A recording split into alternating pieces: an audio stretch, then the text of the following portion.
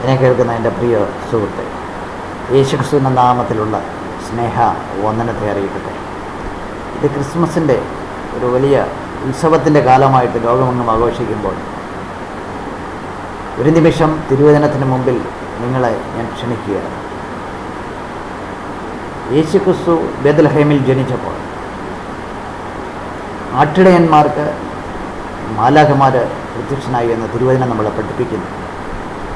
മാലാഖമാരിങ്ങനെ പറഞ്ഞു, ഇങ്ങനെ ആരാധിച്ചു അവർ. അത്യുന്നതങ്ങളിൽ ദൈവത്തിന് മഹത്വം, ഭൂമിയിൽ ദൈവപ്രസാദമുള്ള മനുഷ്യർക്ക് സമാധാനം. ഈ വചനത്തിൻ്റെ മുന്നിൽ നമ്മളെ തന്നെ സമർപ്പിക്കുക.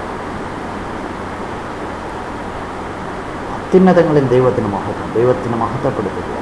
ഭൂമിയിൽ ദൈവപ്രസാദമുള്ള മനുഷ്യർക്ക് സമാധാനം. ആർക്കാണ് ഭൂമിയിൽ സമാധാനം ലഭിക്കുന്നത്? ദൈവം തരുന്ന സമാധാനം മനുഷ്യൻ തരുന്ന സമാധാനം പോലെയല്ല. മനുഷ്യന് സ്വന്തം പ്രയത്നത്താൽ ലഭിക്കുന്ന സമാധാനം നൈമിഷികമാണ്. കർത്താവ് തിരുവചനത്തിൽ ഇങ്ങനെ പറഞ്ഞു, ഞാൻ നിങ്ങൾക്ക് സമാധാനം തന്നേച്ചു പോകുന്നു. അത് ലോകം തരുന്നത് പോലെയല്ല. ഈ സമാധാനമാണ് ദൈവം നമുക്ക് തരുന്നത്.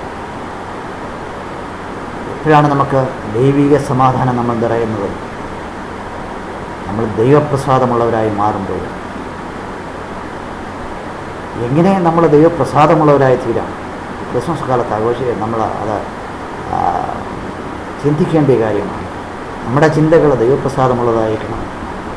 നമ്മുടെ വാക്കുകൾ ദൈവപ്രസാദമുള്ളവരായിരിക്കണം. നമ്മുടെ പ്രവർത്തികൾ ദൈവപ്രസാദമുള്ളതായിരിക്കണം. ഹല്ലേലൂയ. അങ്ങനെയുള്ള ഒരു ദൈവപ്രസാദമുള്ള ഒരു ജീവിതം നമുക്ക് ലഭിക്കട്ടെ. ആ ദൈവത്തിൻ്റെ സമാധാനത്തോടെ നാം നിറയും. ദൈവം തന്നെ നമ്മുടെ ഉള്ളിൽ വസിക്കട്ടെ. ഈ ക്രിസ്മസിന് അതിനുവേണ്ടി നമ്മളെ തന്നെ സമർപ്പിക്കാം. നമ്മുടെ ഉള്ള അന്ധകാരത്തിൻ്റെ എല്ലാ പ്രവർത്തനങ്ങളും മാറിപ്പോകട്ടെ. യേശുക്രിസ്തുവിൻ്റെ നാമത്തിൽ നമ്മൾ ദൈവ പൈതലായിട്ട് മാറാം. യേശുവിൻ്റെ മുന്നിൽ നമ്മൾ മുഴങ്കാൽ മടക്കി ഇത്ര പറയാം, കർത്താവേ, നീ എന്നിൽ എന്നും വസിക്കണമേ എന്ന് പ്രാർത്ഥിക്കാം. ദൈവത്തിൻ്റെ സമാധാനത്താൽ നിറയപ്പെടാം. ദൈവത്തിൻ്റെ സമൃദ്ധിയാൽ നിറയപ്പെടാം. ഒരു ദൈവ പൈതലായിട്ട് തീരാം. യേശുക്രിസ്തു നിങ്ങളെ അനുഗ്രഹിക്കും.